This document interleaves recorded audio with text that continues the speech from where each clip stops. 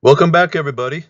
This is Days of Noah number 36, and I quickly want to review the last chapter.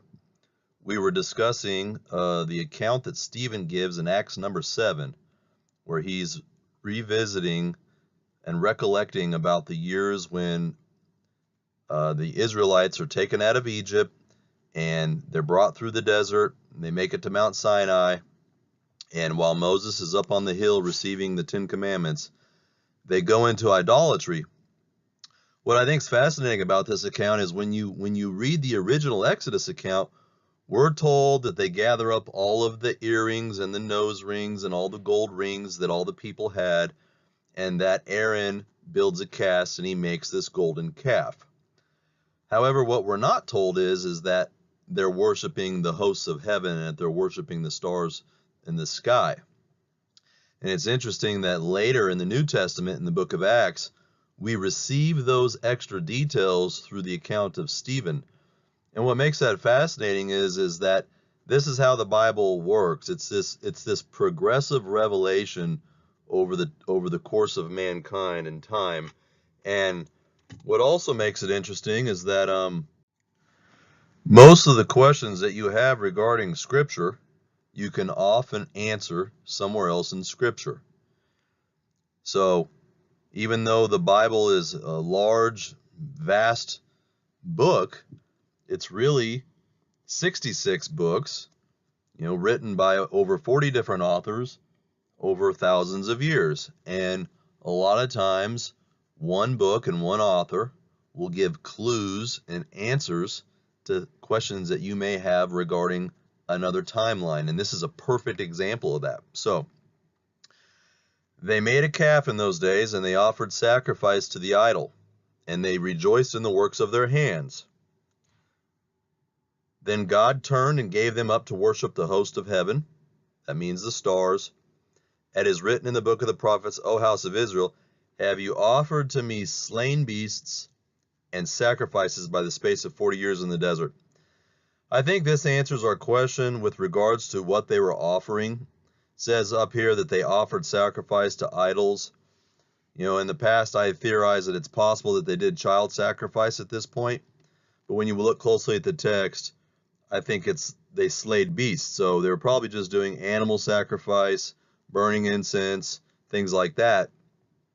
We do see later, as we'll review here in Psalm 106, that eventually they do turn the way of the pagan Canaanites and they start passing their sons and daughters through the fire.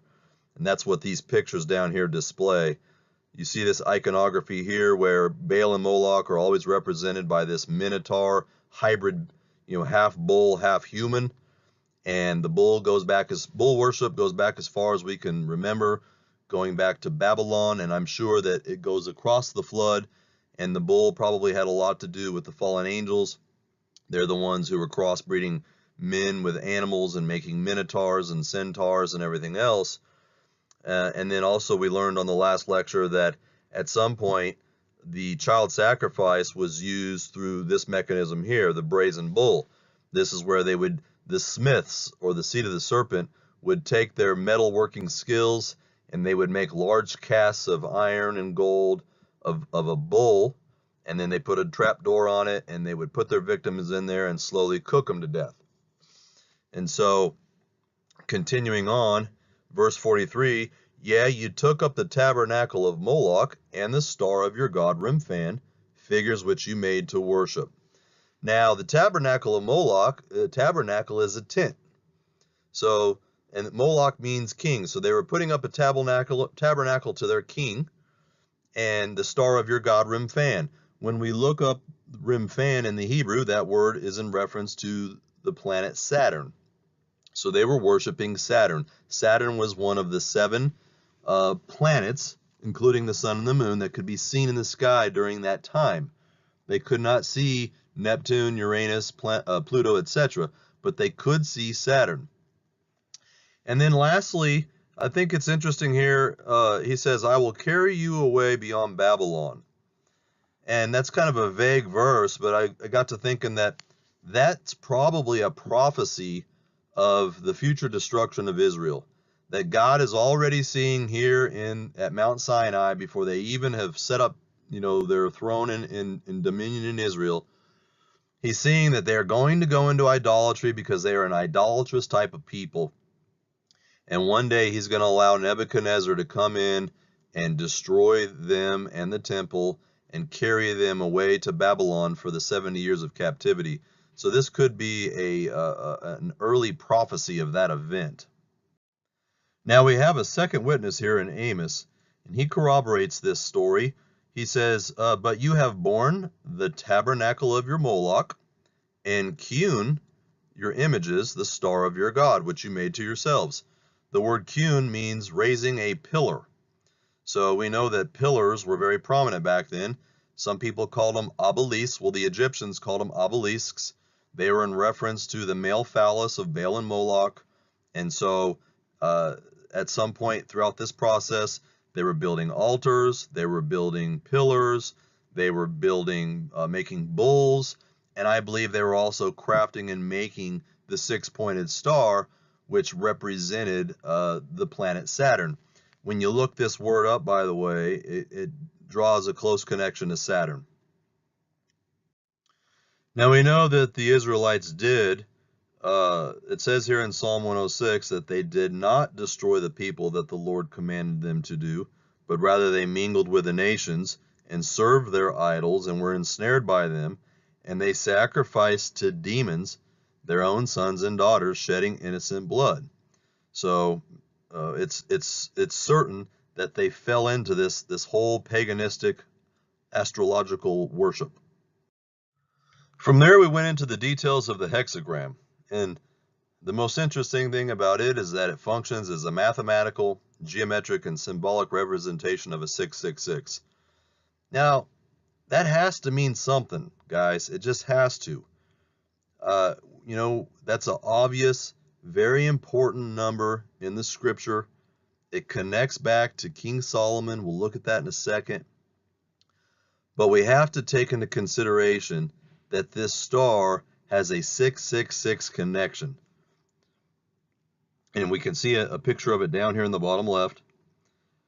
The star of Remphan, which we've confirmed was in reference to Saturn, history reveals that it did become symbolized by the hexagram. We know that because throughout the entire Dark Ages, all the way up through the Renaissance, the ceremonial and occult magicians were using the talisman of Saturn to perform their rituals. Here's an image of it. Notice what you see. On the back side is a six-pointed star. It has a bull with horns in the middle. It's got the representation of the 7 planets. These are the sigils of the 7 planets. And so when you put that in context with what we just read, that the Israelites learned how to do Saturn worship from the Egyptians, it involved a bull, it involved the star of Saturn, and here we're seeing the talisman of Saturn. So make no mistake, these things are connected. And what we know about the talisman of Saturn is that back in medieval times, it would feature symbols in relation to the planets. And this is what they used for divination, alchemy, and astrology. Now in 922 BC, Solomon married the daughter of Pharaoh. And this is really kind of the beginning of the end for him. He got involved with Egyptian idol worship. He started doing magic and witchcraft. It was the Egyptians and the Canaanites who were using the six-pointed star in all of their idolatry. And so naturally, Solomon adopted that symbol. It says in the text that he began to build altars to Ashtoreth and Moloch. The word Ashtoreth she's the female goddess of Baal and Moloch. That word means star. Like Astro means star. Ashtoreth, that means star. He was building altars to the stars, to the planets. And he adopted the six-pointed star. It became the chief symbol at that time of witchcraft. And it became the chief symbol of human sacrifice because all of these Canaanite civilizations were doing child sacrifice at that time. That's how they honored the gods of the planets. And we know that shortly after this time, Israel began to indulge in child sacrifice. So we can be sure that Solomon brought that idolatry into the country. And this is where we see the name, the Seal of Solomon, emerge. Once he adopts the six-pointed star, it becomes the Seal of Solomon. There's even evidence to suggest that he had a ring fashioned, and it had a six-pointed star on the front of it, and that became his signet ring that he would sign all of his documents with. So it became a very prominent symbol of that era. Now connect that to the fact that Scripture tells us that 666 talents of gold was sent to Solomon every month by the king of Tyre. And that's a very odd thing to be told in the Old Testament in the middle of nowhere. When you read in the book of Kings, it's just a very vague, matter-of-fact statement that Solomon was getting 666 talents of gold. Not 660, not 680, 666. That's a clue by the writer of that book, connecting us to the book of Revelations. So, and then take that even further when you study Ezekiel 28, and it reveals to you that the one in charge of that entire event was the fallen cherubim who covers. The one who is the master worker of merchandise, the one who is on the mountain of God. You begin to realize that, yes, King Tyre was responsible for luring David and Solomon into idol worship, but King Tyre was being governed by something far more powerful than him. And so when you connect these dots, you begin to see, what's going on here. Now, Solomon essentially becomes the one who lays down the foundations of what's referred to as the craft. And that later becomes known as Freemasonry. And, what's interesting is witchcraft is also referred to as the craft in occult circles. So I would definitely say that witchcraft and the Masonic craft are very closely connected. From there, we revealed in the last lecture that, oddly enough, there is a hexagon hurricane storm that's sitting at the northern pole of Saturn. And that when you use sacred geometry, the hexagon can form a hexagram and it can form a cube, as demonstrated down here. Here's an image where it forms a cube, and here's an image where it forms a cube. And this becomes very important to the occultists of the world, because they use this astrology that's connected to Saturn to do all their rituals. And then the other interesting thing is that back in the early times, the god of Saturn was equated with the Carthaginian god Baal-Hamon.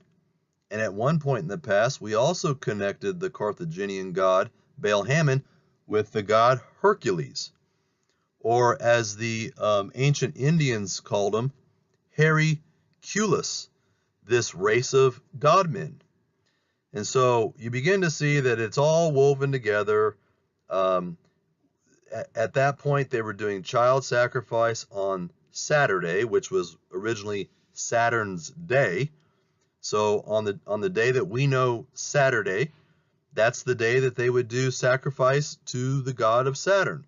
And I believe that this was probably a counterfeit Sabbath, if you will, because the Hebrews, of course, had their original Sabbath given to them by God, going all the way back to Genesis, really, where God rested on the seventh day and made it a Sabbath day of rest for mankind. And we know that Satan is a great counterfeiter. And so somewhere down the line, Satan instituted their own Sabbath, which is Saturn's day, and that's the day that they would sacrifice children to the gods. And I believe that was a counterfeit to the true Sabbath. From there, we made some very interesting connections with the Islamic faith. We discussed the Kaaba, which derives from the word cube. As we see here, this word derives from the word cube. And as you can see in the bottom left, it's a black cube. Now remember, a black cube and a hexagon are the same thing. Remember, here was a hexagon and it formed a cube. So the reverse is true too. A cube makes a hexagon.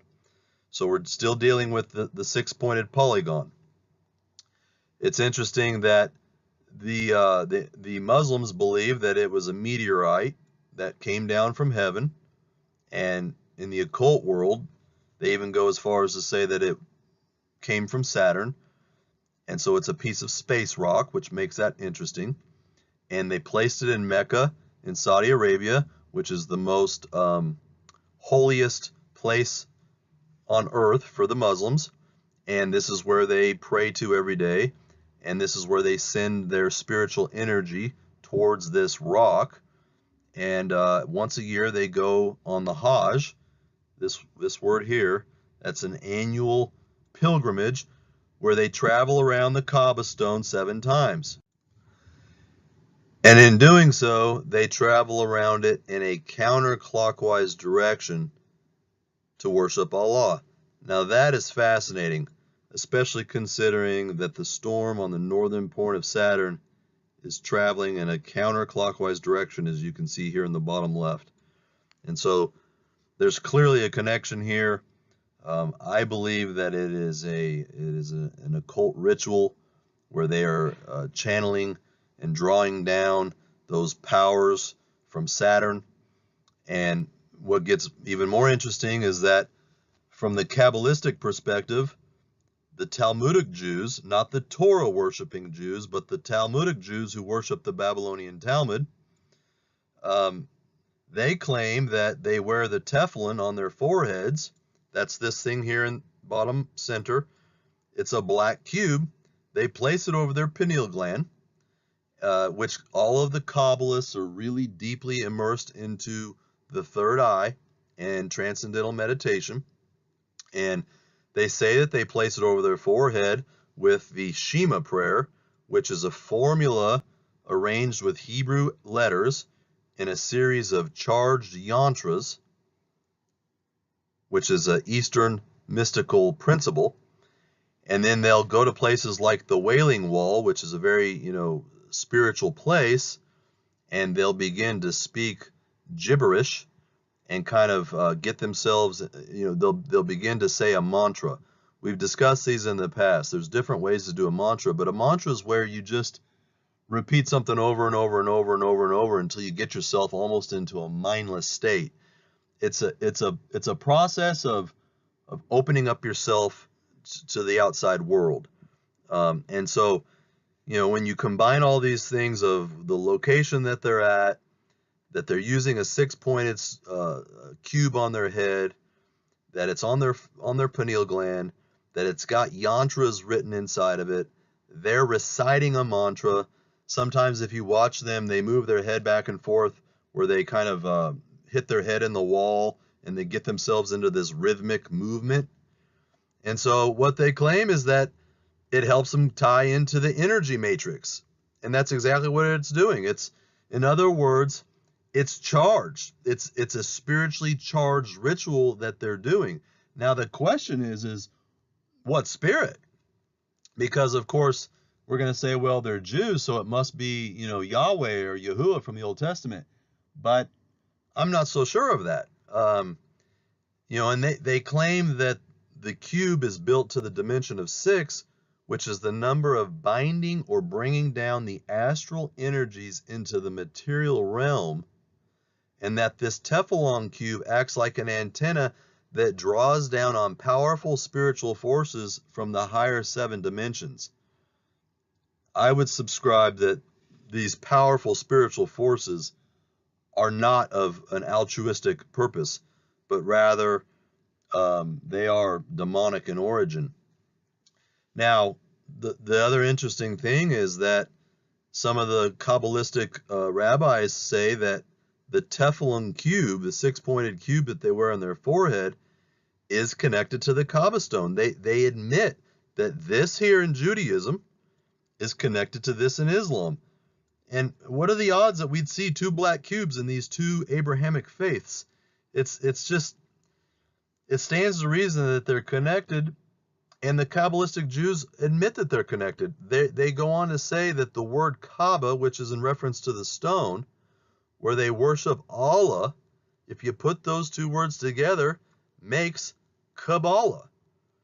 And when you study the Kabbalah, there's a lot of different stories about its history, but the majority of them all agree that it started mostly in the Arabic nations and then later was picked up by Judaism. I don't know if that's true, but that's a very interesting connection. Now, we also went on to learn that the hexagram and the pentagram have been used in occult and serial magic, and it's attributed to the 7 old planets outlined in astrology. This was the original purpose of that star. It was made for one reason and one reason only, and that is to connect with the spirits of the planets. That's why all of these symbols, whether it be the pyramid facing up or down,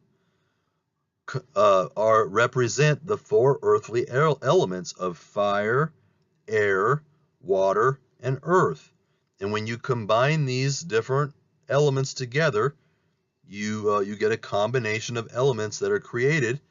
And according to 33rd degree Albert Mackey, he says that this is the basis of all Hermeticism and the as above, so below principle. So the as above, so below principle is connecting the 4 earthly elements using the 5 and 6 pointed stars to draw down on supernatural powers from the planets so that you can connect with the spirits and energies from those planets to help manipulate and control things on this planet. That is the basis of all secret societies right there. Now, in the last lecture, we also showed that the Kabbalah incorporates not only the hexagram and the 7 planets, but they connect them to Eastern mysticism and transcendental meditation. And we looked at this many lectures ago, where we looked at this whole concept of the 7 chakras in your spine, and that when you begin to do transcendental meditation and allow the spiritual energies and entities to come into you, that you awaken the Kundalini serpent. We discussed what that Kundalini serpent represented. We connected that serpent back to Satan. We realized that it's a false, counterfeit spirit to the Holy Spirit, and that Kundalini serpent begins to rise up your spinal cord, giving you the burning and tingling sensation in your spine, and that it eventually travels all the way up to your crown chakra and gives you what's referred to as this Kundalini awakening, where you become this master powerful occultist. And they connect this to the as above, so below, where you achieve this henosis, where you've now become united with the divine. And what's fascinating about it is that each of the 7 chakras of the spine, each of them connect to each of the 7 planets, with the crown chakra, the one in your head, being that of Saturn. So the moment that you think you've got an understanding of this, there's another layer to it. Like an onion, it just gets deeper and deeper and deeper. So from there, we began to fast forward and start looking at some very prominent, charged, demonically inspired books. The most important one by far would be the Keys of Solomon. Now, this is supposed to be a pseudo-epigraphical book, meaning that they don't know who wrote it, but all of the legends and mythos behind this book connects it back to the period of Solomon, that Solomon was the wisest man in the world. We know that he fell into idolatry. We know that he is the one who really helped birth witchcraft, sorcery. He's the one who started the Seal of Solomon. And so it's reasonable to think that he did write these books, at least, and it got passed down through oral and written tradition. And then somewhere in the Dark Ages, someone consolidated all that information, and they named it according to the author of that information, which was Solomon. So the Keys of Solomon are a grimoire, which is a book of spells that are attributed to Solomon. Book number 1 contains conjurations, invocations, and curses that can summon and constrain spirits of the dead and demons in order to compel them to do the operator's will. It also describes how to find stolen items, become invisible, gain favor, and so on. Now, book number 2 has to do more with exorcising the demons and doing sacrifices, etc. But it's interesting when you look at the Keys of Solomon, like we see in this book down here, the Claviculus Solomonis, as it says in the Latin. What's the first thing you see? you see all of these talismans, these coins that have all of these symbols on them. And right on the front, you see the talisman of Saturn. It was one of the most important occult symbols there was. And so this is where that six-pointed star comes from. This is not the Star of David. This is the Seal of Solomon. And if the complete history of this, in my opinion, would be the fallen angels introduced the six-pointed star and astrology to mankind before the flood. It became a very important, prominent symbol during that era. Then the flood came and wiped everything out. Then all of that was rebirthed with Nimrod in Babylon. They were into bull and star worship. They used the six-pointed star. Then that passed down to the Egyptians. The Egyptians passed it down to the Hebrews. And then also all of the Canaanites adopted it. Then Solomon is the one who really mastered it and perfected it with all of his witchcraft and sorcery. That's where it became widespread and known as the used to put a curse on people and to be used in witchcraft. Then all the secret societies began to split off from there, including the Masonic Society. And then we see the next time we see it really being used is in the 1500s when John Dee, who's the occultist working for Queen Elizabeth, he began working in Enochian magic, and he used the six-pointed star, which we'll look at in a moment in some of his writings. And he really expanded all of this witchcraft teachings. Well, then we pick it up about 300 or 400 years later with Eliphas Levi, who he's the one who came up with the concept of Baphomet, and that was an inspired drawing through automatic writing, and that was demonically charged, obviously. And then he expanded John Dee's teachings, and then we see this guy show up, in the late 1800s, and he picked up where Eliphas Levi left off. And so each of these men have been operating on the shoulders of the guy before them, and they're just expanding, and they're experimenting, and they're doing the rituals. Aleister Crowley actually went on to write many, many, many rituals that he invented. He expanded some of the previous ones, and he invented a bunch of the new ones. He was so steeped in the occult, he was so demonized, he had so many spirits working through him that they were inspiring him to come up with new rituals. And so we'll take a look at some of that now. And you can see here, these are a couple fellas that were all buddies back in the day. Aleister Crowley, the 3 magical books of Solomon. And so, make no mistake, Crowley was completely invested in Solomon. In this symbol here, he's representing King Solomon's temple. This is supposed to represent Jachin and Boaz, the 2 pillars, which we know are the pillars of Hercules. It's not a coincidence that he has a pyramid with an all-seeing eye, which represents the eye of Horus, or Lucifer, which is the light bearer, who's illuminating and shooting out the rays of illumination. All of this has occult meaning. So let's try and take a look at how this witchcraft works. Aleister Crowley, while under the inspiration of demonic power, wrote a book called Libero. And in that book, he details the greater ritual of the hexagram. This is one of several charged rituals within the Hermetic Order of the Golden Dawn, which is basically Crowley's religion based on Thelema. These rituals are used to invoke or banish the energies of either the planets or the signs of the zodiac.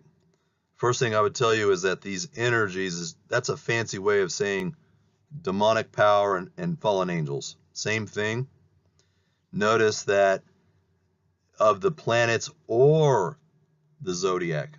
In other words, each planet has its own spiritual power and its own demonic entities connected to it, as does each sign of the zodiac has its own individual demonic powers and fallen angels associated with it. So, Crowley goes on to say that first you take the hexagram of Earth is used. You trace the astrological sigil of the planet in the center of your hexagram. So, you make the magic circle. You place a hexagram in it, kind of like we see over here. Now, this is a pentagram over here, but you place your 6-pointed star inside of it. Then you use the sigils. The sigils are these little glyphs that represent each planet and each zodiac. So you have to understand the different symbols of the different planets and the zodiac. Once you've placed your symbols inside of here, then you take your 4 earthly elements, your wind, your air, your earth, your fire, like we see over here. We see fire and water and different things. Then you recite your spell, your book of conjurations. You do the sacrifice, you release the blood. And all of this is using quantum physics to open up a wormhole, if you will. It tears a fabric in the whole of space and time, and it opens up a window to the higher spiritual dimensions, specifically of what your ritual is targeted towards. So for example, if you're targeting the planet Saturn and the zodiac of Taurus, then it's those spiritual powers that you're drawing down. So Crowley taught that each planet and each sign has good and bad spirits associated with them. As it turns out, the demonic spirit of Saturn is described in the Keys of Solomon as Zazel. Now you may recognize that word because we see in the book of Enoch, we're told that there was a powerful angel by the name of Azazel with an A on it, and that was the angel that was responsible for the Genesis 6 excursion. As it says in the book, The Keys of Solomon, that it serveth to invoke the spirits who are under the firmament, and Zazel is described as being the presiding spirit of Saturn and has been described as a great angel invoked in Solomonic magic. So at one minute they call it a spirit, but then later they confirm Zazel is an angel.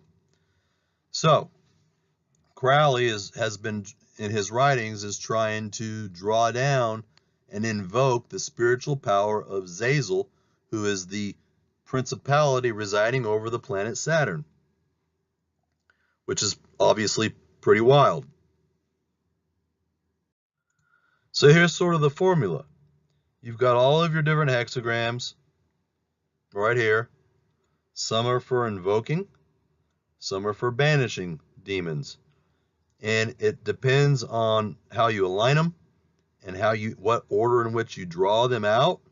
It has a very specific formula to target whatever individual planet that you have designed. And then if you look over here, you'll see that you've got all of your symbols in here. These are your glyphs or your sigils. Same thing with down here. Each planet has its own symbol that never changes. Each zodiac has its own symbol. So this is how you target individual planets, individual symbols. And what you begin to realize is that the pentagram and the hexagram are the two predominant symbols used for all witchcraft. And so this comes back from the Seal of Solomon again. It's not the Star of David. Now, when I learned that Zazel was the presiding angel over Saturn, my first thought was, is this the same fallen angel that we see in the book of Enoch? And initially I wasn't sure because one is referenced Zazel without an A, and Enoch talks about Azazel with an A. And so thou seest what Azazel has done. He's taught all unrighteousness on earth and revealed the eternal secrets which were preserved in heaven, which men were striving to learn. Well, it tells us later in Enoch what these eternal secrets are. It's the study of the stars, the rotation of the planets, the constellations, etc.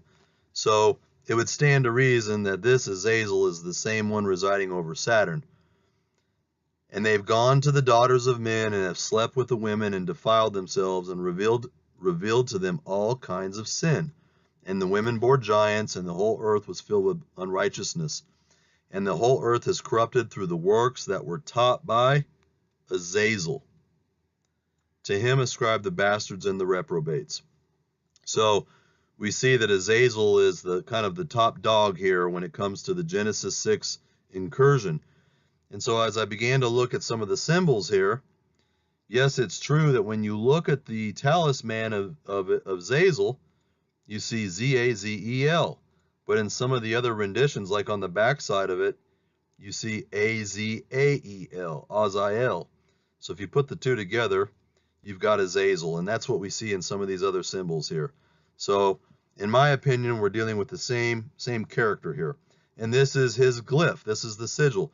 If a witch wants to try and make a connection to that demonic spirit of Zazel, he has to use this symbol right here. And if you look at that closely, it's kind of reminiscent of the six-pointed star. It's got a pyramid going up as above, and it's got a pyramid going down as below.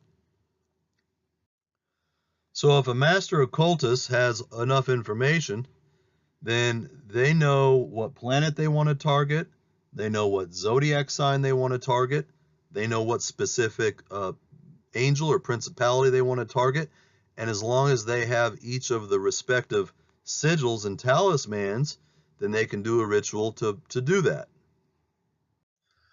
And one thing you'll see time and time again is that these ancient concepts, which should have been forgotten by now, continue to manifest in the minds of men and women today. And there's no question in my mind that it's spiritual. For example, there's a movie called Zazel that's been designed specifically after this angel, this of Saturn. There's a movie that The Scent of Love is a highly regarded, award-winning American erotic film made in 1995 featuring Zazel, who's the darker spirit of Saturn, and has been described as a great angel invoked in Solomonic magic. Zazel is the character, a world-famous artist commissioned to create the most arousing perfume ever. In the course of devising the scent, Zazel paints pictures, views photographs, and wanders among the flowers of her garden, each experience inspiring her to envision a powerful sexual fantasy. The film consists of nearly a dozen individual theme sequences which reference and recreate iconography drawn from mythology, religion, literature, film, and Jungian psychology. These include sirens, water nymphs, mermaids, the Three Musketeers, angels and demons, and the Jungian duality of male and female. So I just think it's fascinating that, you fast forward thousands of years, and here you still have men and women making films, triple X pornography films based on this whole concept. And in the movie, their themes are things to do with mythology, religion, mermaids, which are, half human, half fish, nymphs, and things like that, angels and demons. You say, well, why are they doing this? And what I would say is that the same supernatural spirit that was back then is still here today. It's still working through mankind. If you haven't received the Holy Spirit and you're not following the Lord, then you're under the influence of this supernatural spirit. And these people, they're not just waking up and having these clever ideas on their own, but they're under the influence of something else spiritually, and that's what's whispering in their ear and motivating them to do these things. And so when you look at this, this film Zazel was listed as the 26th best adult film out of the 101 greatest adult tapes of all time by the AVN, which is sort of like Oscars of the pornography industry. And you see on the front cover here that you start off with an avatar. The Hindu god Vishnu is the woman, and so you just we continue to see a blending of all of these weird occult concepts and different religions. And if you look closely, you'll see that here's the pyramid pointing up, and they connected it to the Z, the pyramid pointing down. So it's the as above, so below mentality. Now, something that I think is pretty interesting is when you start looking at symbolism. If you've ever followed any of my lectures, one of the things I've said many times is that I really spent a lot of time studying symbols, because that's how the Illuminati communicate in this world. And even though they can disguise their words, And sometimes they can even use Christian phraseology, like, for example, the Illuminati referred to being born again. Well, later I'll show you an example of what that means. It means being born again to the Antichrist, that Antichrist spirit. But when Christians hear that, they can be confused about that. And so one thing that will never lead you astray, though, is the symbols. They always remain accurate with the symbols for whatever reason. And so when we begin looking at Saturn, what we'll find is that this is where the entire iconography and the whole concept of Father Time comes from. We've all used the phrase Father Time, no man can outrun Father Time, as if there's this old man out there who's this ancient wise wizard, and he's the one who's controlling the clock, kind of like the counterpart to Mother Nature, if you will, that there's some old womanly Mother Nature who's out there controlling the storms and the cataclysmoses, etc. And so what we begin to find out is that Saturn is Father Time. And we're going to get into that here pretty significantly. So the first thing you'll see with Saturn worship is this version of Father Time here. Here's your old man. He's always wearing a big cloak like this because he represents a wizard or a warlock. He's a mystical guy. He's into the occult. He controls the clock of mankind. And you'll always see him with a time clock here. That's one of the main symbols is the hourglass. The clock is ticking. He decides when to flip it. And then the other thing that you'll see frequently with Father Time is he's the one who's the reaper and the harvester of the world. When he decides that, it's time for the end, then he comes to get you. And that's how it segues over time into the Grim Reaper. So it started off as him being Father Time, and he's controlling everything from above, like we see over here. He's an old wise man who's sitting around watching everything happen throughout eternity. And here's Saturn in the background, see? So because Father Time and Saturn are symbolic of each other.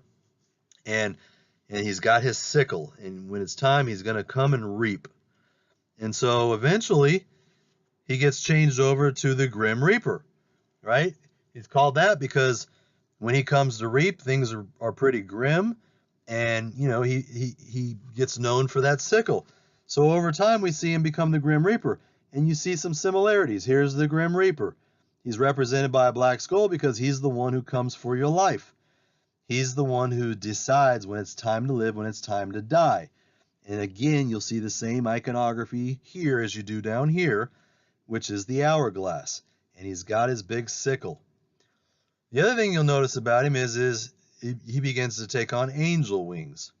You begin to see that the angel of Saturn is the one who's running the clock, if you will. He's got his sickle. He's always wearing his black robe. He's got his angel wings, and here is the clock ticking. Same thing here. Here's the Grim Reaper again. He represents death. He's always wearing black. And in this situation, you can see a six-pointed star behind him. Why? Because we now know that the six-pointed star is the star of Remphan that represents Saturn and the six-pointed hexagon on top of the North Pole of Saturn. That's why you'll see these symbols being merged. Same thing over here. Six-pointed star inside of a circle. That represents Saturn. Here is the Grim Reaper with the angelic wings. Put it all together, and what do you have? Saturn is the planet that represents time and space in our solar system. And that's why it has a six-pointed geometrical vortex at the top going all the way through to the bottom, because it's that planet that's used for opening up a wormhole to the higher dimensions.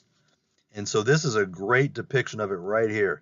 Here is an angel sitting on the northern apex of Saturn, and you see this little opening right here. That represents this angel being able to come in and out of our four-dimensional time-space based on the portals of Saturn, because Saturn controls time. And guess what? Time and space cannot coexist without each other. They're like peanut butter and jelly. Time and space, it is the time-space continuum. So if you're the god of time, if you're Father Time, you're also the god of space. Like it says here, here's another depiction of him right here, holding the clock. Time waits for no man. Now, as Saturn evolves into the Greek and Roman days, he takes on a little bit of a different personification. He still represents time. He still has the sickle in every one of them because he's still the one who's the harvester, but now he begins to do child sacrifice. See, and this connects back to the Star of Remphan and everything we see in the Bible. We know the Canaanites were using the six-pointed star. That's where Solomon got it. We know they were worshiping the stars in Saturn. And how did they worship? Well, on Saturn's day, they would sacrifice their children by passing them through the brazen bull or through the fire. So we begin to see that Saturn becomes the god of child sacrifice, as we see in these different pictures. Here he is running off with the little children. Notice here he is eating a child. And it's through cannibalism and blood drinking that he achieves the child sacrifice also. So this is where the basis of satanic ritual comes from. This is the ancient order of the black cube, or the ancient order of Saturn, the Saturn death cult that's existed on this planet that connects in with these bloodlines of the Illuminati.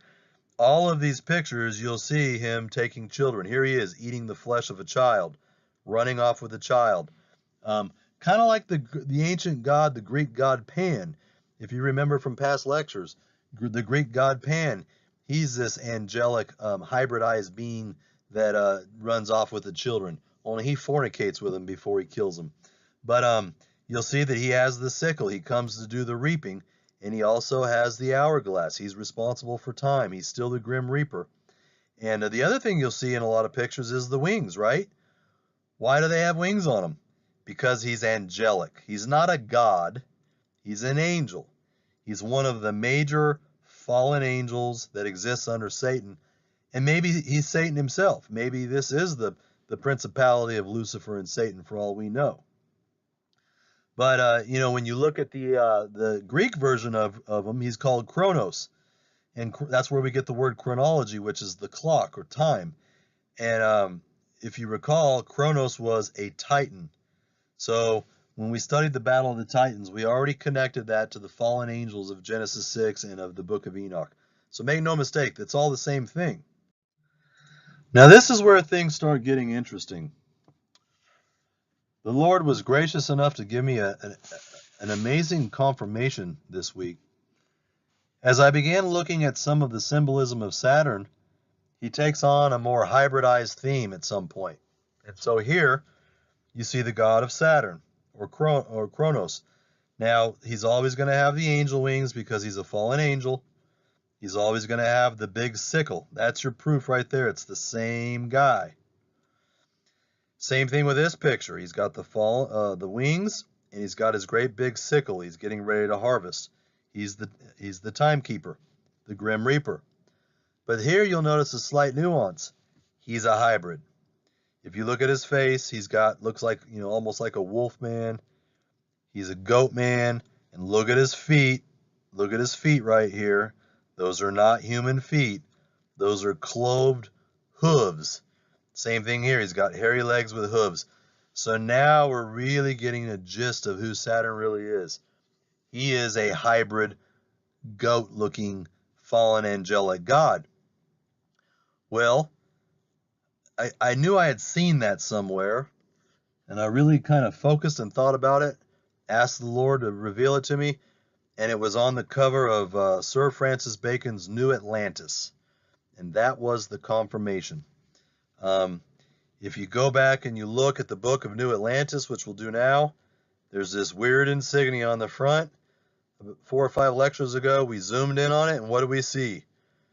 We see this human being who's been in a cave. She's naked, she's cold, and she's afraid. She's been living in this dark cave, and all of a sudden, this higher, powerful entity shows up, and he takes a hold of her, a stronghold. He grabs a hold of her, and he's pulling her out of the darkness and introducing her into the light. And what do you see about him? He's got a big, long, giant sickle. And behind that giant sickle are angel wings, a big long beard because he's wise and elderly. And then he comes down into a hybrid body with hooves for feet. And then none other is the hourglass, all inside of a circle. What are we dealing with here? The great god Saturn, or Satan, Lucifer, the light bearer, the one responsible for the hybridization in Genesis 6, the one who's fulfilling the proto-evangelium of the seed of the woman versus the seed of the serpent. This is who Sir Francis Bacon was writing about when he was referring to the new Atlantis in reference to America and the secret destiny of America. Atlantis has always been and always will be the pre-flood world that was set up by the antediluvian Nephilim kings. That's what Atlantis is. That's what Bacon and all the New World Orderists are interested in getting back to. And that's why he named on the front of his book, Hidden Truth Brought Forward by Time. And how interesting that could be. Literally brought back by the god Time.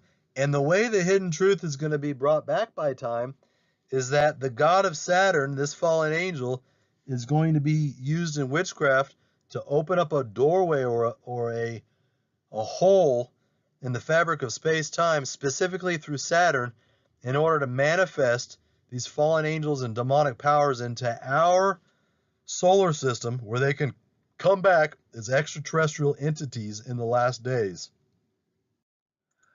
Now, if you're new to this channel, then some of this is going to sound pretty far out there, but if you've been watching some of the previous lectures, they should be building on themselves by now.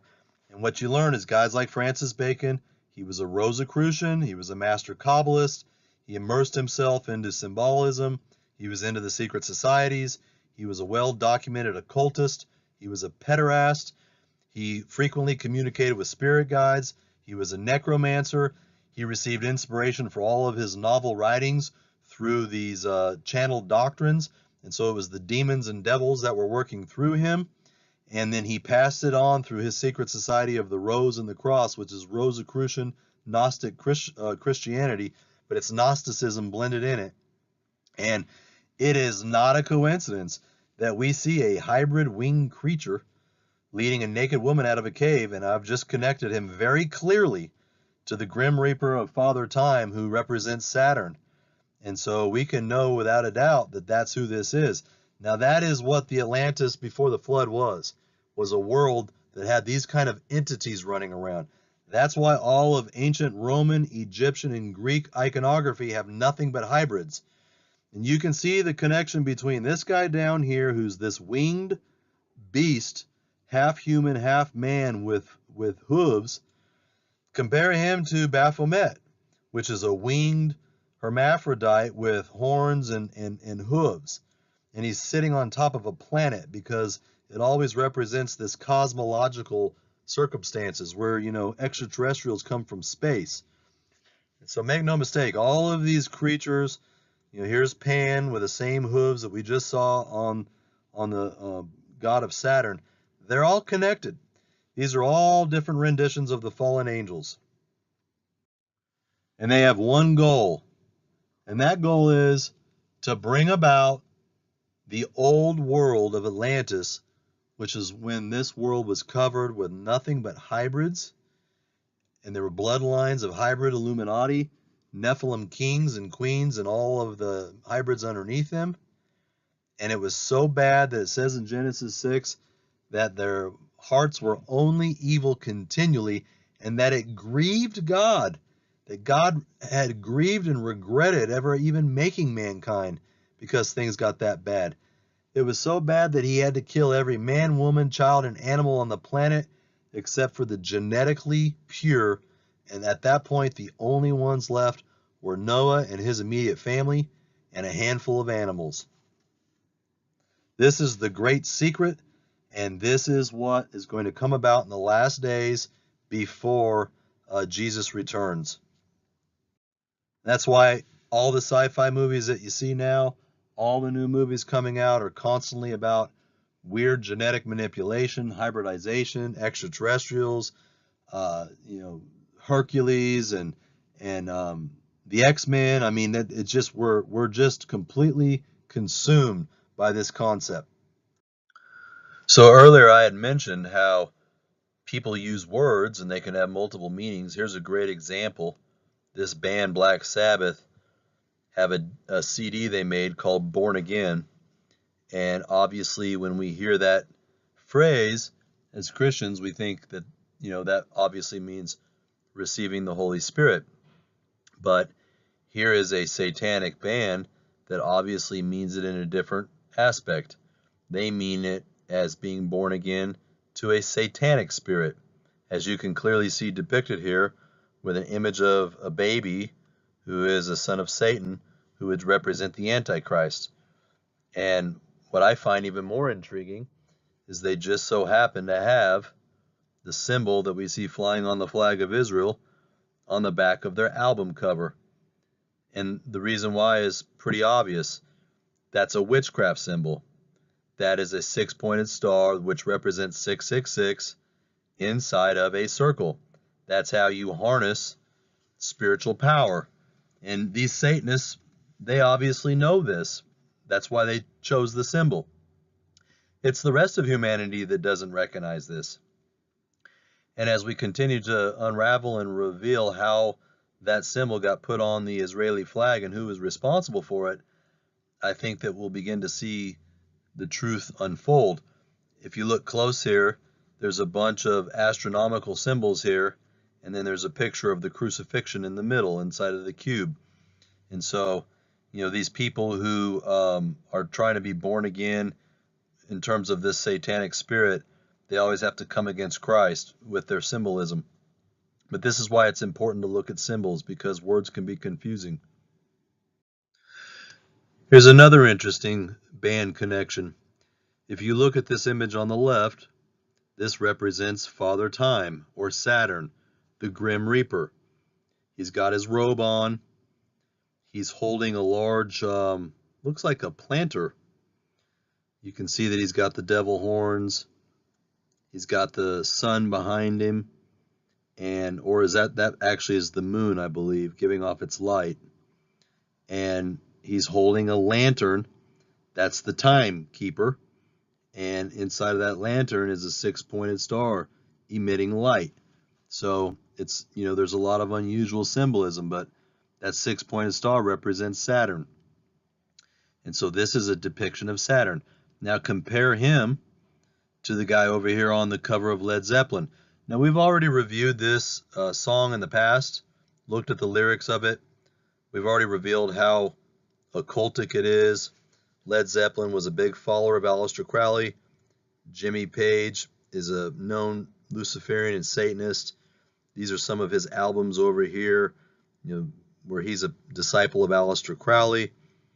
He bought Aleister Crowley's home in Scotland, and he's been immersed in Thelema and all of Crowley's religion.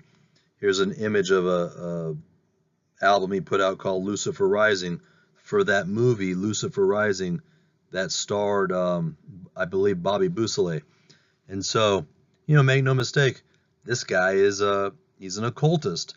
So is it any shocking that he would have all kinds of symbolism on the cover of his album? Now, Stairway to Heaven, it's an amazing song. Most people have heard it, and it's a fantastic song. I've always loved that song. It was rated number 26 in the all-time greatest songs ever of all time. And just take a look at it. So on the front of the cover, we're dealing with an old man. He's wearing a dark cloak. Now, he doesn't have a sickle because that would be too obvious if they put the sickle on it. But he is holding the staff, so he kind of looks like this old wizard. And then here is the moon shining. Same thing we see over here with Saturn. He's got the moon or the sun in the background. And then, of course, he's holding a lantern, right? That's what this guy is holding over here, a lantern.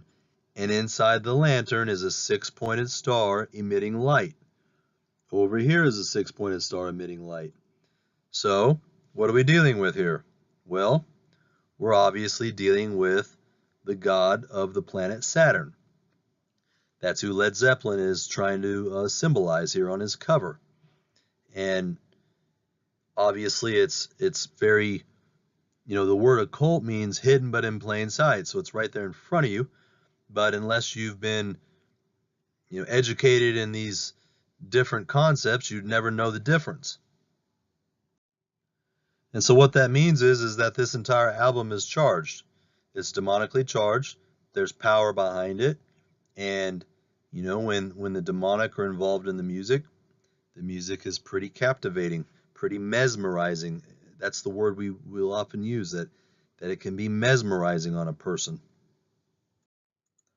Same thing if you go back and look at some of the symbols that we had in the past. I had done a lecture on Jack Parsons quite a few months ago, and I didn't realize at the time that there was some Saturn symbolism here. We see, Jack Parsons was the one who joined forces with Ron Hubbard, the father of Scientologists, and they did the Babylon working ritual based on some of Crowley's writings to try and bring in the Babylon whore from the book of Revelations, 666. And, they claimed later that they were trying to shatter the boundaries of space and time. Well, who's the father of time? Saturn. If you want to break the boundaries of space and time, you've got to go through Saturn to do it. So as we go back and look now, and we can see the writing on the wall. Strange angel. We're dealing with angels. In the background is a picture of Saturn. And then down here, what do we see? We see an hourglass, because Saturn is the one who's in control of time and space. And if you want to try and break the boundaries of time and space, that's who you're going to deal with. So there's the symbolism. Here's an alive person, and he's bleeding out into down here where there's a skull, which represents that death is coming for us all, that we're all, time waits for no man. Then over here we see some images of Buddha and Kali, the destroyer, which connects us to CERN, and it also connects us to Eastern mysticism. And we'll find when we get to that aspect of the lecture that some of their gods represent Saturn as well. And so there's this great deal of connectivity. What's really fascinating, though, one of the greatest supernatural revelations that I've ever received from the Lord is later we're going to show a situation where CERN, the Large Hadron Collider, has a bunch of occult symbolism where we actually see through CERN opening up a doorway through Saturn to let fallen angels in. And I know that sounds pretty insane and ludicrous, but I think when you see that lecture, which will be in the next couple weeks, that it'll speak for itself. But, and then of course the Nazis have this symbol here, and this represents the black sun. And we have a lot to say about that when we get into the Nazi lectures, looking at the Vril Society and the Thule Society. But also, NASA, von Braun, who was a Nazi, he was the one responsible for creating the Saturn V rockets. And it's not a coincidence that they chose that name. And when you study NASA, you see all kinds of occult concepts. And again, we have another lecture with NASA coming up in the near future. But what you begin to see is that all of these people all understand the power of Saturn. They understand the power of its, the spiritual power behind it, and the dark power and the dark energy and the dark matter that are connected to it. And as we're going to see going forward, I believe it's going to be very important in bringing about the last days manifestations of the fallen angels and the extraterrestrials. So I believe that Satan is basically represented by the planet Saturn, and that the fallen angels reside over that celestial body, specifically that of the fallen angel Azazel, or at least that's according to the Keys of Solomon and Crowleyan teachings. Now, these secret societies have learned how to tap into the astral energy and power that comes from Saturn and planets like it. And they've done this through magic and witchcraft and rituals, as we've demonstrated, especially using the hexagram. Saturn is the black sun of our galaxy. It has a lot of occult and dark energy associated with it. And occultists like Crowley understood that there are higher dimensions that could be accessed through the mechanism of witchcraft and sorcery and quantum physics. If they could figure out how to unlock the secrets of the universe, then they could create a portal through the fabric of space and time, which would allow them to interact and communicate with the higher dimensions, the fifth, sixth, and seventh dimensions. This is where the demonic powers, principalities, and fallen angels exist. And this is exactly what they've done multiple times in the past. If you recall from past lectures, we talked about how Aleister Crowley and a high-level female medium by the name of Roddy Minor, they did the Amalantra working ritual in New York in 1918, and they claimed that they opened up a doorway, a higher dimension, if you will, a portal to a higher dimension, and allowed Lamb, a 3-foot gray entity, to manifest through that portal. And it was a physical manifestation where they were able to see it and communicate with it. And so they created a doorway between the spiritual realm and our realm, and they let it in. And then later, as we discussed earlier, they did the Babylon working ritual, which achieved the same thing. So these rituals are designed to shatter the boundaries of space and time and to open up a doorway between us and the spirit realm. And Saturn is the gatekeeper, if you will, between space and time. And this is essentially what kicked off the UFO era in the 1940s, along with all of the occult ritualistic stuff that the Nazis were doing. And so the magic and witchcraft has evolved greatly since then. I mean, that was almost 100 years ago.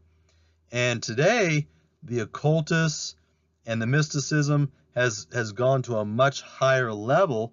And that's what we're going to see when we get into things like the quantum computer and how it's a high-level Ouija board, when we get into 5G technology, when we get into CERN, the Hydrogen Collider.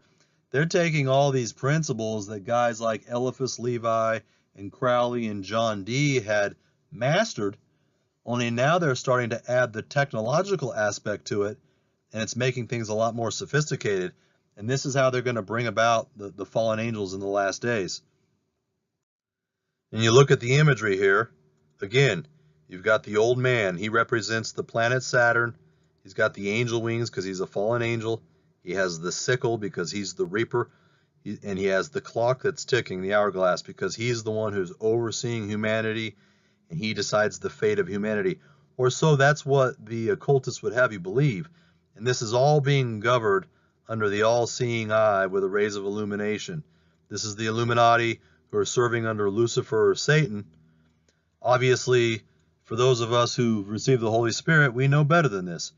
We know that Yahuwah from the Old Testament and Jesus Christ, the Messiah who fulfilled all the Old Testament scriptures, and the third person of the Trinity of the Godhead, the Holy Spirit, that is the one who controls our destiny and our future.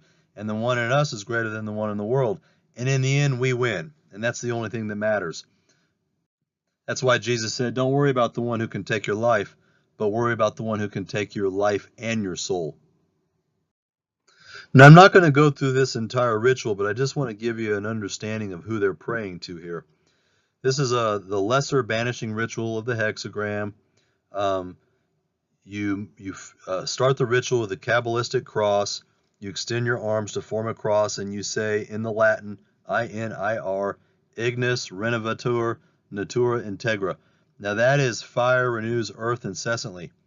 What's interesting is that's also the same initials inscribed on the cross during the crucifixion, and it represents Jesus, the Nazarene King of the Jews. That's an interesting connection. But basically, as they do this ritual, you'll see that they're talking about the Egyptian god Osiris. They're talking about the female god Isis, who's an Egyptian goddess. We have some Greek gods, Typhon and Apophis here. They continue to do all these different rituals, and they talk about all of these different items. You have the zodiac involved, Virgo, Isis, Scorpio, which is the zodiac, and then of course, all of these different entities. So you can see that they're involving all kinds of different occult gods, Egyptian gods, the zodiac, and etc. to try and bring about these demonic forces. Now they always conclude the ritual with this word ararita. We'll take a look at that in a minute. So according to occultist Eliphas Levi, the word ararita is the verbum inerrable of the sages of the Alexandrian school. Now the Alexandrian school is after Alexander the Great. This is back in the Greek period, coming off the heels of the Egyptian period. So he's claiming that all of these occult concepts go back even to then, which we know is true. And this guy here was a Kabbalist, and so Hebrew Kabbalists wrote that the word Yahweh was interpreted by the sound ararita, and this expresses the triplicity of the secondary Kabbalistic principle, which is the principle of dualism. Dualism is the means and the equal unity of the first and the final principle. This is where the concept of the yin and the yang, of good and evil, come from. He goes on to say that it's as well as the alliance between the triad and the tetrad. And so this is the basis of the as above, so below understanding. But it's interesting that he says that the importance of the above two rituals cannot be overstressed. To practice an evocation or any other type of magic, you have to come in contact with pure and divine energy. The banishing rituals consecrate your work area and make it a holy place where these energies can descend upon you. These rituals also have to be performed after your magic work is done to make sure any forces that were invoked or evoked are effectively banished. So an invocation is to bring an energy or entity down to you or into you, whereas an evocation is to get rid of an entity. So a banishing ritual, apparently you have to clear the area of all of the charged energy, the good and bad energy. So they do banishing rituals to consecrate the workplace.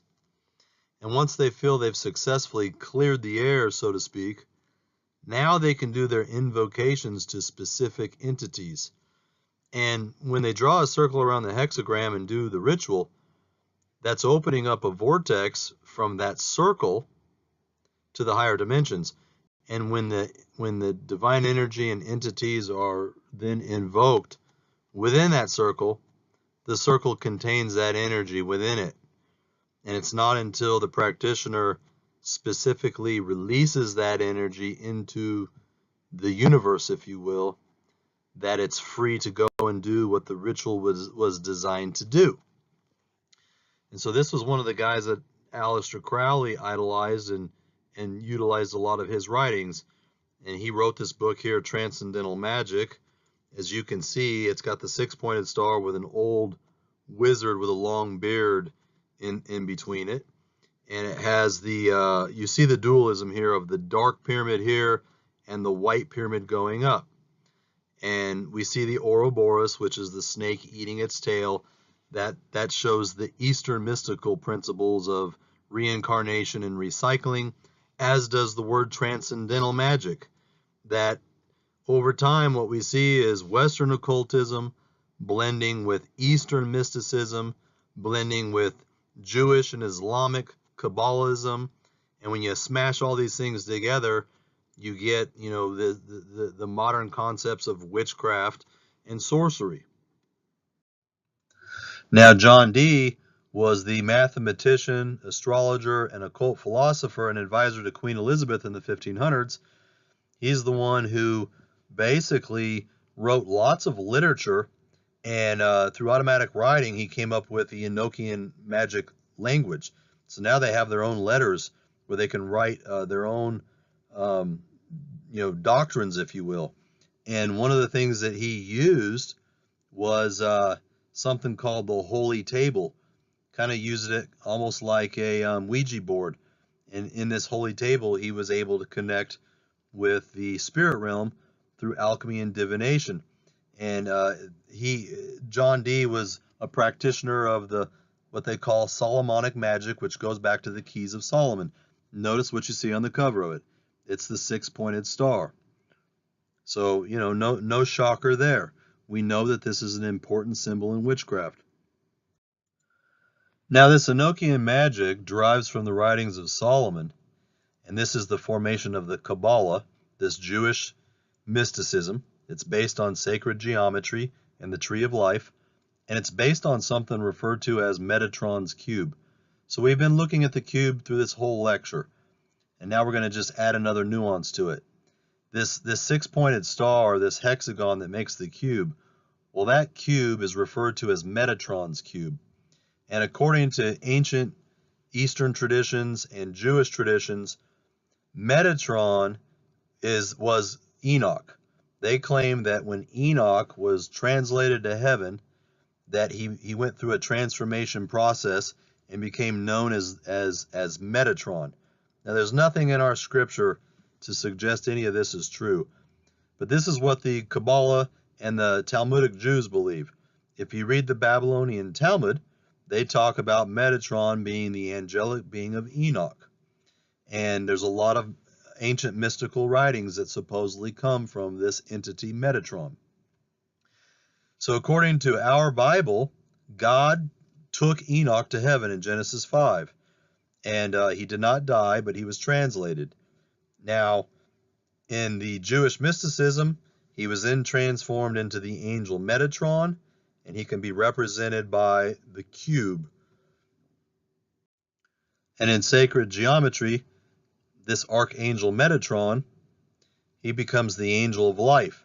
He oversees the flow of energy through a mystical cube known as Metatron's cube, which contains all of the geometric shapes in God's creation, and it represents the patterns that make up everything in the universe. These duties tie in with Metatron's work overseeing the tree of life in the Kabbalah, where Metatron sends creative energy down from the top crown chakra all the way throughout the body. Metatron's cube contains every shape that exists in the universe, and those shapes are the building blocks of all physical matter, and they make up all of the Platonic solids that the philosopher Plato linked to the spirit realm, including all 3- and 4-dimensional shapes, ranging everywhere from crystals to the human DNA. And so that's very interesting. So here's Metatron's cube. It's the same thing that we've been looking at. It's a 6-sided cube, which makes a 6-pointed star in the center of it. It represents a mathematical 666, and you can achieve any one of these images inside of Metatron's cube. Now, it's interesting that they talked about crystals and DNA here, that you can even see the Metatron cube existing within those structures. The Lord wanted me to go back and try and make some strange connections here. We're trying to continue to keep this, as we're learning this material, we're trying to keep in the back of our mind that this all involves the extraterrestrial movement and this future deception that's coming. So now, based on what we've learned about Saturn, Metatron's cube, the 6-pointed star, etc., let's go back and take a look at one of the most interesting groups that started from New Ager and occultist George Van Tassel. If you recall, he was hosting weekly group meditations in the 1950s underneath Giant Rock, which was in the Joshua Tree area in the desert in California. It's a highly charged area on the ley lines there, and it's the intersection of powerful geomagnetic forces. Shortly after this, he claimed he was abducted by an extraterrestrial from Venus who telepathically gave him instructions to build the Integratron, which is this fascinating building down here that looks kind of like a spaceship. And it's based on a high voltage Tesla coil and a split ring resonator that generates ultra wide EMF frequencies, which cause coronal discharge and negative air ionization as a result of plasma generation. So it's quite sophisticated. Now, Van Tassel taught that every biological cell in the body has a unique resonant electromagnetic frequency, and each living cell in our body functions much like a tuned circuit with its DNA strand acting as a self-inducting coil, so that every strand of DNA can receive frequencies coming from the outside world, electromagnetic frequencies, and those DNA strands are fluid. They can shift and change shape, kind of like Metatron's cube. They can shift and change shape into all different three-dimensional structures. And so, and he claimed that this machine down here, the Integratron, was creating these strong EMF frequencies that would resonate with all of the cells in one's body and basically recharge the cellular structure of the body like an electrical battery, okay? Now, it was Van Tassel and a few of his buddies who really kind of kicked off this era of the Ashtar Command, which are these tall Nordic aliens, supposedly from Venus. And these are the ones who claim that Jesus and Buddha and Muhammad and all of these different people over the last 5,000 years were really all aliens that they sent to planet Earth to help out humanity when it was in a desperate need for change. They claim that the Star of Bethlehem was really a UFO and Jesus is really an extraterrestrial. And they're represented by this guy down here. We'll take a closer look at him in a minute. That's Lord Ashtar, and the Jesus, the Christ figure, is known as Lord Sananda. Now, if you recall, Ashtar Command has chosen a select group of occultists and New Agers on the planet who have the correct vibratory body aura, and that they're going to be snatched up to the heavens by extraterrestrials during a process known as the ascension process, which seems very much similar to or a counterfeit of what the Bible refers to as the rapture of the church. And these Ashtar alien beings claim that they've been sent to prevent mankind from destroying the earth with nuclear weapons. So this is really a lot of the New Age ideology that's going on out there. We're going to take a look at it and just try to connect some dots with what we're learning. So the Ashtar Command is an airborne division of the Great Brotherhood of Light under the administrative direction of Commander Ashtar and the spiritual guidance of Lord Sananda, the Commander-in-Chief, known to us Earthlings as Jesus the Christ. They say that Ashtar is composed of millions of starships and many civilizations, and they're here to assist Earth and humanity through the current cycle of planetary cleansing and polar realignment. And they use the analogy that they're like midwives in the birth process of humanity, from dense physical beings to more of these etheric spiritual bodies of light capable of ascending into the fifth and higher dimensions. So it's all about this spiritual evolution of mankind to these higher spiritual realms. The Ashtar Command is a group of extraterrestrials, angels, and light beings, and millions of starships, all working together to coordinate the activities of the space fleet of the Western Hemisphere, all under the spiritual guidance of Sananda, the most radiant one, an ascended master who walked the earth and was known as Jesus the Christ. Now, ascended masters come from Hinduism and Tibet, so we're blending Eastern mysticism in with the extraterrestrial movement. They're basically saying that all of the ascended masters that all of the Tibetans are communicating with and worshiping are the same thing as these Nordic aliens that these Californians were communicating with in the 50s. They also talk about how they have 144,000 light workers called eagles that are here to assist in the ascension process. This is obviously a counterfeit of the 144,000 from each tribe of the 12 tribes of Israel that we see in the book of Revelations. Now they go on to say that all of the world religions were sponsored in different cultures and eras to focus the attention of the people upon some aspect of divine reality. In other words, what they're saying is that they are the ones who've been responsible for all of the world's religions. Branches of the Great White Brotherhood were established throughout the world under the occult law for the furtherance of the divine plan in the various cultures and the root races. They even go on to say that they were responsible for designing all of the secret societies and the mystery schools that were formed throughout history in order to convey all of their higher spiritual teachings. And if made public, it would result in persecution and execution for going against the established superstitions, doctrines, and dogmas. So they're claiming to be responsible for all the secret societies. They go on to say that although in previous eras there had been a need for secrecy, but today that's no longer the case. They're finally setting aside the occult law, which created all these secret society and mystery schools, and this all stopped in the 1930s. And this was a worldwide action done by the Great White Brotherhood so that the earth could progress.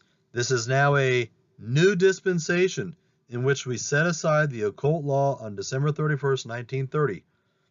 Beloved children of earth, you stand upon the threshold of the ages. Its door is being held open by the great ones of love. That door is this spiritual doorway that they're talking about between our four-dimensional time-space and the fifth and sixth and seventh dimension. That door is being held open by the great ones of love through all these secret societies, etc., and the occultism. Whoever invite you to walk consciously by their side in the light.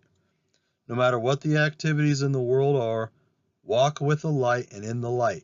Then you will find a master of the light who has trod this self-same path before you, who ever watches and stands by your side, revealing the true way. The cycle changes and we enter into a new dispensation that brings with it a safer, more powerful, and yet rapid means by which one climbing the path to attainment is enabled to hold perfect contact with the great cosmic light. Okay, so where am I going with all this? Well, let's take a look at their symbols and how it is that they're going to lead us to these higher spiritual dimensions where we can receive this great cosmic light. And of course, you understand that I believe the great cosmic light is Lucifer, the light bearer, who's emitting the false light, and it's the counterfeit light. Now, before I move on, I want to revisit some symbolism that we've looked at in past lectures.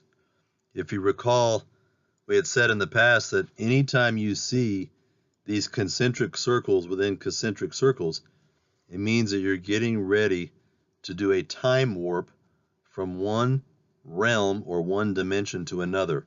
Everybody knows that Alice in Wonderland goes down the rabbit hole, and they say, let's find out how deep the rabbit hole really goes.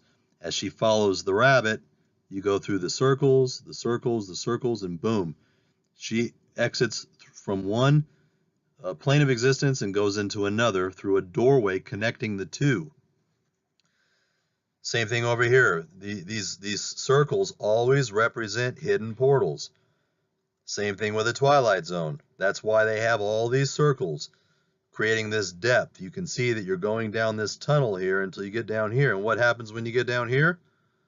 Little door opens up, and you're able to astral project and leave your body and go into another dimension. Now, put that in context with what we know about Saturn.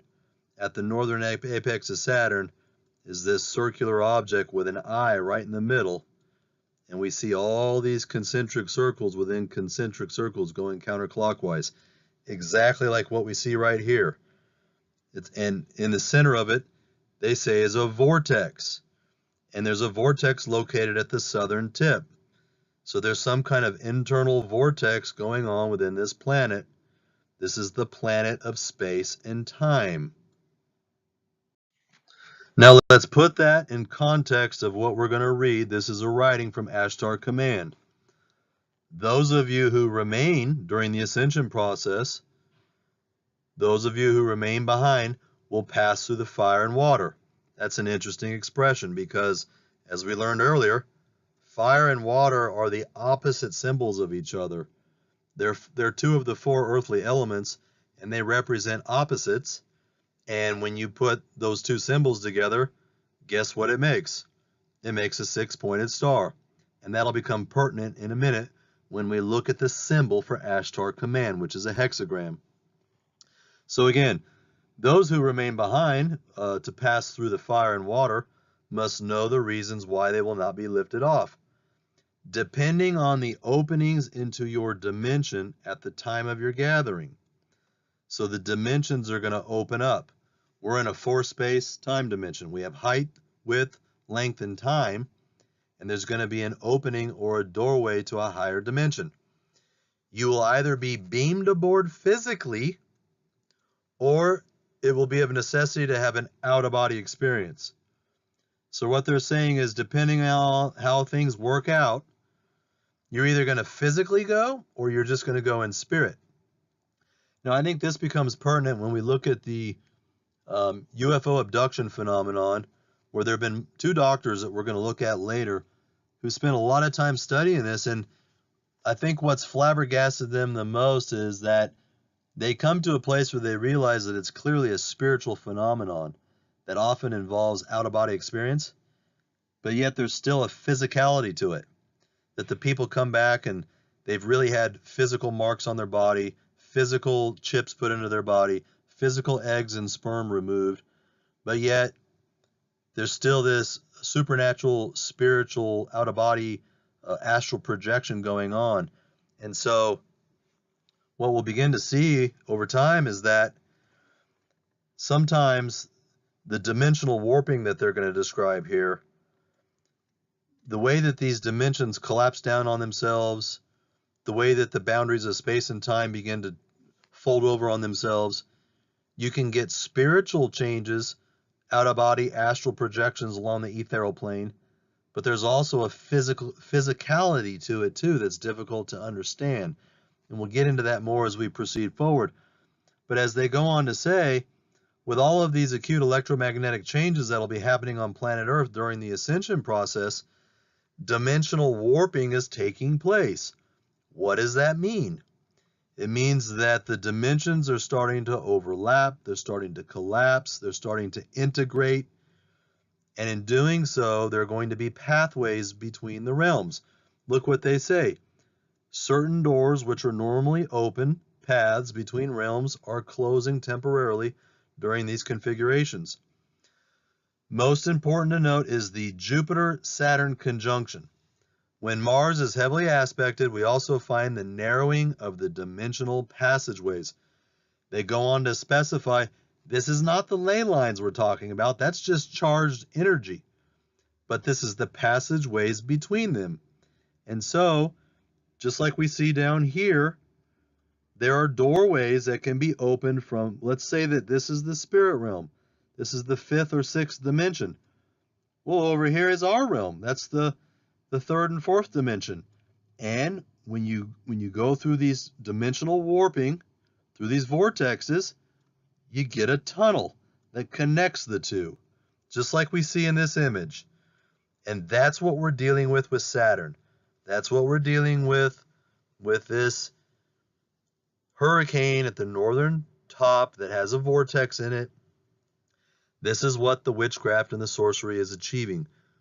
When they draw the hexagram, they put it in a circle, they do all the rituals, and they point it towards the planet Saturn, and they do all the things at the right time and the right way with the right numbers. All of that occult energy begins to cause dimensional warping of that planet in such a way that a hole is opened up between our galaxy and the higher dimensions, and it allows the entities access into our realm, if you will.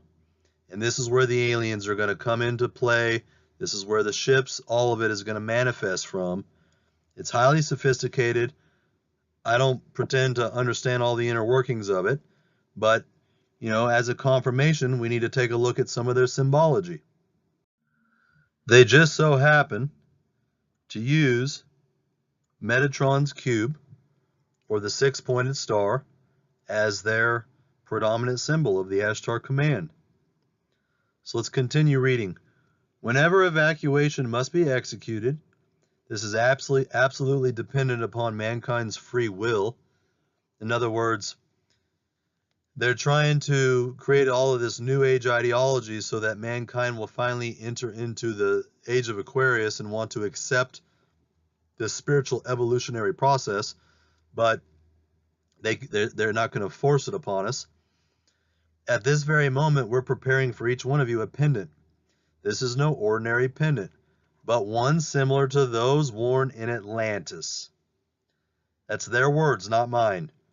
Once again, they're bringing about this ancient mythological land of Atlantis.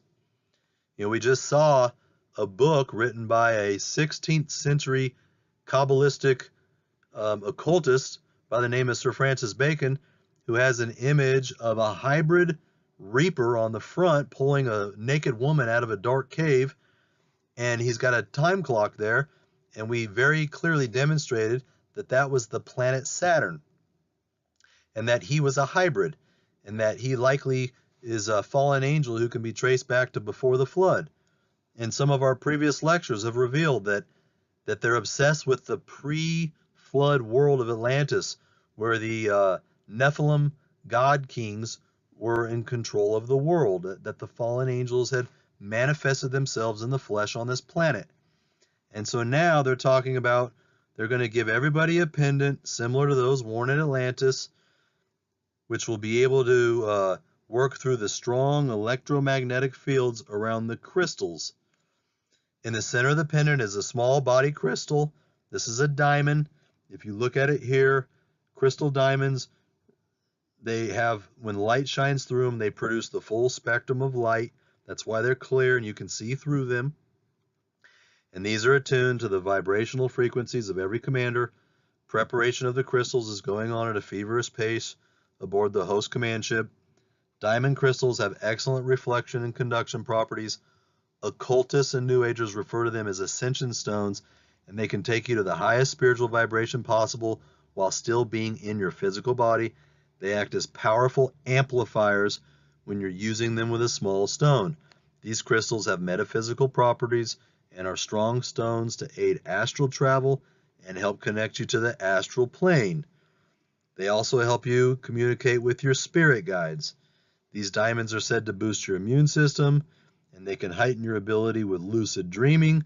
And the strong crystal energy can activate your third eye chakra, your crown chakra, your soul chakra, and your etheric chakras. And as we learned earlier, when we look at the tree of life in Kabbalah and the six-pointed star, it lines up with the 7 planets and it lines up with the 7 chakras. So this is all kind of starting to come together. And we really have to ask the question, why this Nordic extraterrestrial entity is wearing a 6-pointed crystal diamond Metatron's cube hexagram on his chest, which happens to be the same symbol, by the way, that all of the occult societies going back to Babylon, going back to Egypt, going back to Greece, were using for star worship, child sacrifice, etc. And let's not forget also that it's a geometric and mathematical representation of 666. Now this is Andromeda Rex. He's one of the entities in the Ashtar Command, and he says that communication will be greatly enhanced through mental telepathy. By wearing the body crystal, one's vibrations will be stepped up, and a more synchronous match can be established between the realms. Assuming that maybe this is something like the Mark of the Beast, think about the power it has. It connects everybody through mental telepathy. It helps bridge the different realms to the spirit realm so that the fallen angels and the entities can have direct access to your host body. They say a matter of vibration is all that defines dimensions. That's why the New Agers and the occultists are always trying to tweak the vibration and frequency, because that's what opens up the doorways between these dimensions that are superimposed on top of each other. They're not permitted to give out times, dates, or whatever, but to reiterate, he says, first, there will be the gathering of the eagles. This consists of many of the Lord's hosts, 2 or more contingencies from a galaxy far away, expertly trained for planetary evacuation in time of the dire need. These brave souls of light have volunteered to assist us when we reach the crisis point in Earth's destination. So when this planet gets real close to the end times, to destruction through World War III, nuclear weapons, etc., they say that's when they're going to show up at the crisis point, and this is all going to go down. After the meeting and blending of those who come from the planet Earth itself, a triune council will be formed. The ascended master angelic realm blended with the universal and the earth, all blended together, all hybridized together. The survival of man, that he may evolve into capital man, that is human, heavenly universal man. After that conclave, then the real gathering of the light commanders takes place. After that event, the real work commences, as all heaven and light upon the earth strive to bring the planet Earth into its proper alignment with the Christ potential. The advent, that means the second coming, the advent of the Christ light, not a person, will create great turmoil. That's the tribulation. Most inhabitants of Earth cannot endure the vibrations. You'll have to do much work by then. Evacuation plans are on schedule. We need everybody's help. I thank you in the great light Andromeda Rex. Here we're told by Theodora, the group mind, which will be this hive mind, this collective consciousness. Theodora is an entity within Ashtar Command who spiritually downloaded this information into occultist and New Ager Yvonne Cole. Yvonne Cole goes on to write in her demonically inspired doctrines that greetings in the light of Ashtar. Earth is a free will planet and under a prime directive to not interfere with it. But we do all we can within the directive to offer assistance and protection. We send down wave upon wave of light-filled energy to bombard your inner souls so that the encoded memories of who you truly are will awaken and begin to help us from your level of awareness. In other words, they're saying that within our encoded memories of our DNA are distant memories of when they came down and put their DNA on this planet and helped propagate the human species. They go on to talk about, it's all about the New Age concepts of you have to be lifted into a higher dimension. And once you get into the fifth dimension, the dualistic system is non-existent. Deceit and fear are non-existent. Telepathy is the main form of communication. Love and light are the rule. Those who choose to remain in the third dimensional levels may do so, but not on planet Earth. They will go to a place where they continue to grow at their own level. The rest will ascend with Mother Earth and be caretakers in the 1,000-year quest of peace promised by all of your great teachers of the past. This is the counterfeit to the millennial reign of Christ. We are honored to be part of this graduation. Sincerely, Adonai. So you can see they've got some pretty sophisticated doctrines that reinterpret our Bible.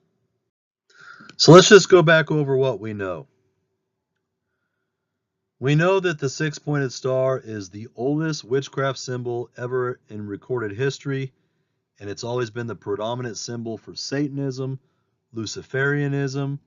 It's always been the predominant symbol for child sacrifice, and it's represented by 666, which we're told in our Bible is the number of the beast, and that everybody who receives it is going to lose their soul, and they're all going to have one mind and become part of the beast system, and they are no longer redeemable.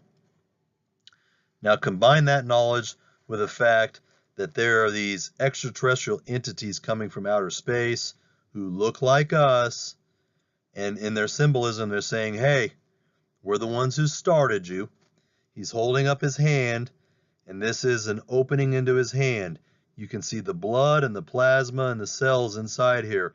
See how it's emitting light? He's a light being, and he's saying, look here. He's the one who gave us the double alpha helix DNA strand. That's exactly what our DNA looks like. Now, what do you see over here on his chest? None other than a six-pointed star hexagram in a crystal form. Now compare that image right there with the image that you see on the front of the talisman of Saturn. It's the same image. Compare that with the image you see right here on the northern apex of Saturn. It's the same image. These entities are the ones who said they started all the secret societies and the as above, so below mystery schools. Now move over to the right. You see another interesting looking fella, Nordic alien, who has what? A six-pointed star behind him. And if you look at this, this is not a flying saucer. This is Saturn. This is the bottom of Saturn. These are the rings of Saturn. And this was the top of Saturn that is now opened up because this storm right here is a vortex. That's why down here you see these circles within circles. See how you're being brought up through the vortex? That through this six-pointed star, through the witchcraft and the sorcery and the occultism of this planet, this doorway right here opens up and allows you to ascend and evolve to a higher level. So as you can see, it's complicated, it's spiritual, it's metaphysical, it's supernatural, it's cosmological, it's hard to understand. You know, in my opinion, I truly believe that there will come a point in humanity when these extraterrestrial entities are going to manifest in our plane of existence, and they're going to be very real to us, and they're going to make the claims that they started everything on this planet.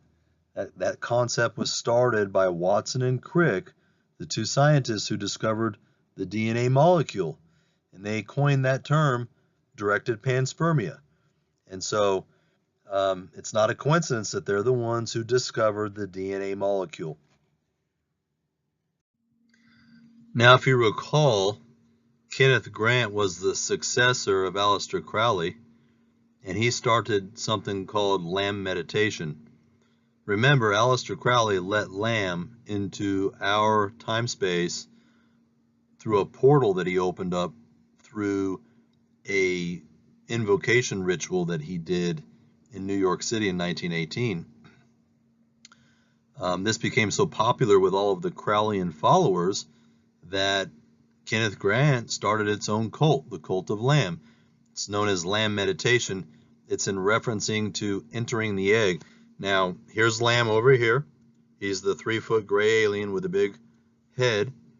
And according to Kenneth Grant, you stare at Lamb for a while. That's called the yantra of the cult. You continue to recite his name over and over and over. That's called the mantra.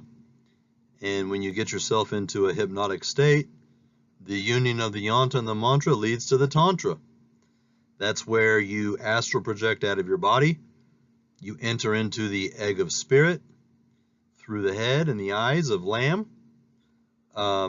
Transcendental meditation and mind-altering drugs help with this process.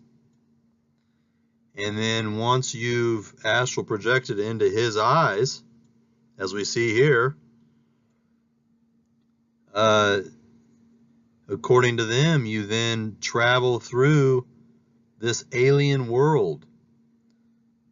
See here, when prompted, you enter the egg and you merge with that which is within, and you look out through the entity's eyes on what appears to be an alien world or another dimension. And these people who've done this claim that this experience is very close to what people describe in alien abduction syndromes. And what's more interesting is he says that in order to achieve this, you have to perform the banishing ritual of the pentagram of Earth and record all experiences in detail, paying particular attention to the lunar phases, etc. So there's an entire process to achieve this, but it's clearly through witchcraft and sorcery, and it's more than just magic. Things are happening on a quantum level. Passageways and doorways are happening. Dimensional warping is occurring.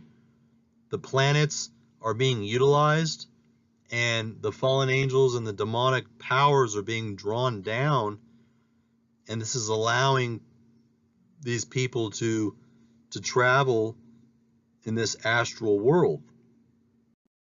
You know, Kenneth Grant is the one who said that it is our aim to obtain insight into the nature of Lamb and into the possibility of using the egg, that's the egg, as an astral space capsule for traveling and exploring extraterrestrial space.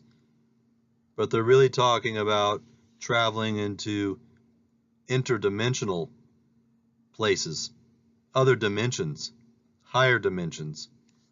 It's a spiritual phenomenon. Well, guys, I think this is a good place to stop. That's a lot of information to try and digest. The information is pretty wild, kind of mind-boggling to understand it all. And I just want to take this time to say that, the Bible is real, God is real, Jesus Christ is real. He's the Son of God, the Messiah, who came to take away the sins of the world. He's the Lamb of God, and the Holy Spirit is real. And so is this supernatural, sophisticated spirit of Antichrist. And that's the spirit that's dominating this world right now. And it's all going according to the plan. The Almighty God, the Lord God, He's still sovereign over all. And the one in us is still greater than the one in the world. But there are dark times ahead. And there is a big deception that's being worked out as we speak. And I can't say when this is going to happen. I don't believe that it's too many years off. I don't believe that it's 50 years from now. I think that it could start happening tomorrow, or it could be 5, 10, 20 years out. But as we continue to pay attention to world events, we're going to see more and more things come into alignment. They're going to continue to dole out all of the technology. They're going to continue to do the predictive programming on television. They're going to continue to do the police state and the surveillance. Eventually, there's going to be a global economic collapse, and at some point, they're going to roll out their one world currency. Meanwhile, they're going to be pushing their one world religion, and eventually, the mark of the beast is going to be issued. And the only way that any of us are going to be able to endure these things is by having a clean walk with the Lord and being fully sold out and surrendered to Jesus Christ. It doesn't matter how big your bunker is, how many guns you have, how much gold or beans you've stored up, how smart you are, how in shape you are. None of those things are going to carry you through the level of deception that's coming on this earth. Because what we're dealing with is supernatural. It's above the order of nature. And it's during these last days when Psalm 91, the Psalm of protection, is going to become so imperative for each of us to wear that to put on the armor of God and to wear that. It says that he who dwells in the secret place of the Most High shall abide under the shadows of the Almighty. I will say of the Lord, He is my refuge and my fortress, my God, and I will trust Him. Surely He will deliver you from the snare of the fowler and from the perilous pestilence that will come to the land. He will cover you with His feathers, and under His wings you shall take refuge. That's in reference to the angels. We are not to pray to angels, but it makes it clear that God sends His angels as messengers and ministers to minister over the elect. He will be your shield and your buckler. You shall not be afraid of the terrors of the night, nor of the arrow that flies by day, nor of the pestilence that walks in darkness, nor of the destruction that lays waste at noonday. Although 1,000 may fall at your side and 10,000 at your right hand, it shall not come near to you. Only with your eyes shall you look and see the reward of the wicked. If you make the Lord your refuge, if you make the Most High your dwelling place, no evil shall befall you, no plague shall come near your dwelling. For He shall give His angels charge over you, to keep you in all your ways. and they shall bear you up, lest you dash your foot against a stone. You shall tread upon the lion and the cobra, the young lion and the serpent you shall trample underfoot. And I believe that is a euphemistic expression for all the devils and the demons, the lions and the serpents of the world. It says that Satan comes like a lion to kill, steal, and destroy, and that we also know that Satan is referred to as a serpent. And so the Lord's going to give us power to tread over the serpent and the lion. The scripture goes on to say that for those whose love is set upon me, I will deliver them. I will set them on high because they know my name. He shall call upon me, and I will answer him. I will be with him in trouble. I will deliver him and honor him. With a long life I will satisfy him, and I will show him my salvation.